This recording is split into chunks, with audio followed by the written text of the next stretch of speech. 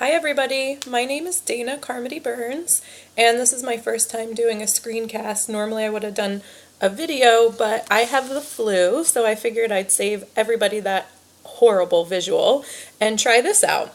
I am a candidate in the instruction program and studying teaching and learning. I teach first grade and I've been teaching for 15 years, although I've taught high school, fifth grade, fourth grade, third grade. I've kind of bounced all over the place. But I teach in Medford, New Jersey, and I've been teaching at the same school for 13 years now. I took this course because it's required, and I honestly didn't know a lot about it going into it.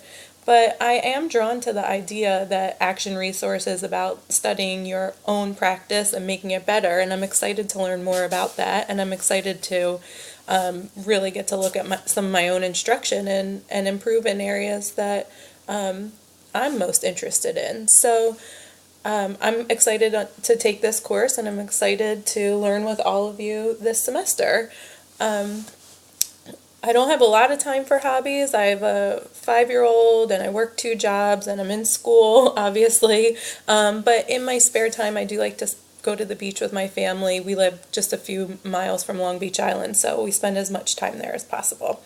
Good luck this semester.